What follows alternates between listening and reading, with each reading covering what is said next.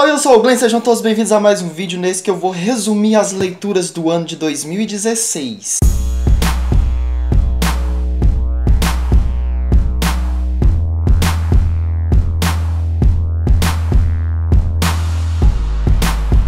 Galera, eu tava imaginando aqui que talvez do ano de 2016, apesar de ter sido um ano ruim para a maioria das pessoas, eu fiquei pensando, nossa, foi ruim até para as leituras, porque em relação a 2015, que eu tinha lido lá uns 53 livros, em 2016 eu li 40. Só que quando eu fui conferir através do paginômetro, eu percebi que a diferença foi muito pouco. Então significa dizer que no ano de 2016 eu li uns livros mais grossinhos, digamos assim, né? Em janeiro houveram 2 leituras, eu comecei o ano lendo Teresa Batista Cansada de Guerra, do Jorge Amado, e foi um livro assim muito interessante, foi uma leitura difícil para começar o ano. Não esperava que o Jorge Amado tivesse um livro com uma leitura que não fluísse tão fácil assim, mas foi um livro maravilhoso por ter lido mesmo assim. Em janeiro eu li A Tentação do Impossível, que é aquele complemento escrito pelo Mário Vargas Llosa, que fala sobre os miseráveis e me trouxe uma ideia, uma noção mais interessante sobre a obra do Victor Hugo, e foi muito bom. Lembrando que todos esses livros vão aparecer aqui embaixo o link para você conferir os vídeos, tá bom? Em fevereiro eu li A Revolução dos Bichos, do George Orwell, uma das melhores leituras do ano. E aí eu li a trilogia Divergente, Insurgente, Convergente. Diria que, né, do primeiro dá umas 4 estrelas, do segundo vai umas 3 estrelas e o terceiro vai meia estrela. E aí eu li também A Casa dos Budas Ditosos, do João Baldo Ribeiro, que é um livro assim que supera todos os livros eróticos e ditos livros assim meio que pornográficos. É um livro muito bacana e que eu recomendo para todo mundo, né? Tipo, esse livro te livra de vários preconceitos e de vários tabus, né? Tanto é que ler às vezes significa livrar-se. E aí, para complementar esse mês de fevereiro, que aparentemente foi bastante produtivo, eu ainda li aquela HQ do H, o Horrível, o melhor do H, o Horrível, acho que é a número 5, se eu não me engano, vai aparecer na tela, vocês vão saber qual é. Em março eu li Um Corpo na Biblioteca, da Agatha Christie, que é um livrinho assim, muito interessante para passar o tempo. E aí eu tive uma das melhores leituras da minha vida, que foi O Alto da Compadecida, do Ariano Suassuna. Olha, sem comentários, tem que ler esse livro. Eu li ainda O Alto da Barca do Inferno, que até então eu só tinha lido alguns trechos ali na escola, no ensino médio, quando eu estava estudando ali as escolas literárias. E uma leitura muito interessante para quem tem curiosidade com a língua portuguesa. E depois eu li um HQ do Carlos Ruas, Aquela Deus. Eu adoro o canal, um sábado qualquer, nem sei se ainda está ativo aqui no YouTube, mas eu adoro aquelas animações sobre Deus, é muito interessante. Em abril eu li Machado de Assis com Yaya Garcia, acho que é o último livro do período romântico do Machado de Assis, então meio que beira ali uns estilos diferentes que ele viria a ter no realismo.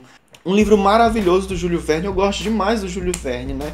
Eu acho que eu quero continuar com esse pensamento de qualquer livro do Júlio Verne que eu for ler, eu vou gostar muito. E eu gostei demais dos 5 Semanas no Balão. Cara, você viaja pela África.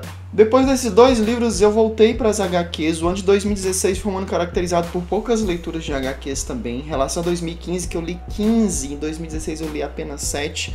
Mas nesse mês eu li 2 que eram meio apocalípticas. Um era O Fim do Mundo, que era muito interessante, trazia várias historinhas com essa temática. E outro foi O Arrebatamento. Em maio eu tive uma releitura que foi O Sol Também Se Levanta, do Ernest Hemingway, que era um livro que eu me lembrava assim com um certo saudosismo da minha adolescência, mas eu lembrava muito pouco, eu precisava reler e eu percebi que esse é um livro um tanto confuso. É o primeiro livro do autor, ele ganhou o Nobel bem mais à frente, então eu sinto que eu preciso ler mais do autor para eu melhorar minha percepção sobre a sua obra. Depois eu tive uma das melhores leituras do ano, que foi O Mistério do Coelho Pensante, da Clarice Lispector, que é um livro infantil maravilhoso. Ele entrou aqui no top 5 também, vai aparecer aí no card. Li um livro de poemas de um amigo, Sortimento, poeta Mailson Furtado, aqui da cidade próxima, e ele inclusive fez entrevista aqui no canal, que vai aparecer no card também. Depois eu li mais um HQ que foi Peanut, 120 tirinhas, que fala ali das primeiras tirinhas do Charlie Brown, e foi bem interessante também. Para de falar interessante.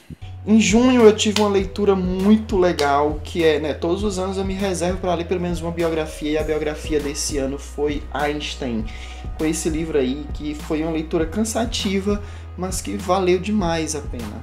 E aí, como complemento, eu li um HQ que fala sobre Onde a Luz Fez a Curva. Aliás, o nome da HQ é Onde a Luz Fez a Curva, que vai falar da visita dos cientistas ali, vindo aqui até a minha cidade. Isso na época, né, em que precisava se provar a teoria da relatividade através do eclipse solar. Mostrei até umas animações aqui naquele vídeo do Einstein e foi bem. Confere lá que vocês vão gostar. E aí eu li mais um clássico brasileiro, A Escrava Isaura, do Bernardo Guimarães, que eu precisava ter certeza se eu já tinha lido ou não, e eu só percebi que eu tinha apenas estudado esse livro, e foi a primeira vez que eu li na íntegra, e eu gostei demais. E em julho eu li mais um livro da Clarice Lispector, dessa vez com A Bela e a Fera. É um livro que te faz pensar, Clarice vai te fazer pensar. E depois dela eu li Dostoiévski, minha primeira experiência com o autor, eu li O Jogador. Em algumas edições o livro leva o nome de Um Jogador, mas é um dos melhores livros de Dostoiévski para você começar a experienciar a escrita do autor, e eu gostei muito. Em agosto eu tive a melhor leitura do ano, que foram Com os Pilares da Terra, e é um livro assim incrível, é um livro que tu aprende demais, você vai aprender demais sobre o desenvolvimento da sociedade, desenvolvimento do ser humano dentro de uma sociedade. É muito bacana, confere esse livro, vai, busca ler, é o máximo. E aí eu li Admirável Mundo Novo, que foi um livro que eu fui com muitas expectativas e acabou que eu não gostei tanto assim do livro. Assim, o livro não é ruim, na verdade eu gostei sim, mas não foi das melhores leituras que eu tive no ano. E além desse, eu li A Memória Vegetal, do Humberto Eco, foi o meu primeiro contato com o autor, e eu descobri desse livro ser assim, um tanto bem especializado, sabe, na bibliofilia, das pessoas que entendem sobre colecionar livros antigos. Em alguns momentos você fica meio avoado do livro, porque a gente não entende, né, está ali, li ele mesmo de enxerido, mas eu vou ler mais Humberto Eco. E aí em setembro eu li o 15, da Raquel de Queiroz. Eu nunca tinha lido nada da Raquel de Queiroz, morria de vergonha porque é uma autora daqui do Ceará e eu não tinha lido nada dela, mas comecei bem. Depois eu li Madame Bovary, do Gustave Flaubert, que foi o livro que iniciou o realismo no mundo, e foi muito interessante eu gravar esse vídeo com a minha amiga Camille, que veio diretamente da França e fez seus comentários também sobre esse livro. Depois eu fiz uma releitura, A Casa, da Ana Tércia Campos, que é um livro de 84 páginas, mas é um livro que você pena para terminar de ler, porque ele tem uma prosa poética muito avançada, com uma série de aforismos, várias figuras de linguagem, sabe? Que você fica assim meio sem saber em que ponto da história você está, mas é uma leitura que te engrandece. Em outubro, mês das crianças, eu li o Peter Pan e foi uma leitura maravilhosa, é um livro muito gostoso de ler, cheio de liçõezinhas de moral, muito bacana, que é bom para o adulto e é bom para a criança também. Eu li O Fantasma de Canterville, do Oscar Wilde, Noite na Taverna, do Álvares de Azevedo, que foi também uma das melhores leituras do ano, que foi na verdade uma releitura, e eu não sabia o quanto que aquele livro, não lembrava o quanto que aquele livro era bom. Depois eu li Contos de Terror, aquele livrinho em miniatura daquela coleção dos menores livros do mundo, que foi mais ou menos. Depois eu li It, do Stephen King, que foi assim o livro mais longo do ano, né, 1.100 e algumas páginas. E um livro muito interessante, porque esses livros longos a gente acaba se envolvendo demais com os personagens. Depois eu li uma HQ muito curta também, depois do livro mais longo do ano, o livro mais curto, esse livro que tem 60 e poucas páginas, eu acho. Mas é O Apagão, que é um HQ nacional, pós-apocalíptico, é bem interessante. E em novembro eu li Na Escuridão das Brenhas, desse autor chamado Roberto Beltrão, que vai trazer ali uma série de contos e histórias de Trancoso que se passa ali no ambiente rural, no interior do Nordeste. Muito legal, muito interessante, do jeito que eu gosto. E aí eu li mais um HQ, que foi o Viagem ao Centro da Terra, lembrando de Júlio Verne, eu amo, né?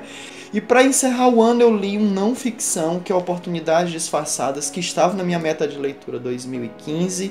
E encerrei o ano lendo 10.300 páginas, olha só que legal. Então essas foram as leituras do ano de 2016, houveram algumas leituras que eu esperava mais, houve algumas leituras que me surpreenderam, e foi um ano assim, né, atípico, mas um ano também muito bom para as leituras que eu realizei. Eu vou deixar aqui embaixo o vídeo com resumo de leituras do ano de 2015 para você conferir, e vou deixar aqui embaixo a minha meta de leitura 2016 para você conferir também o que foi que bateu, porque teve aí umas flopadas legais, tinha uns livros que eu tinha colocado nessa meta e que realmente não deu, e acabei lendo outras coisas que não estavam atreladas a ela. Se você gostou desse vídeo, por favor, dê um like. Se você não se inscreveu ainda, se inscreva no canal. Comentários são sempre bem-vindos e até o próximo vídeo.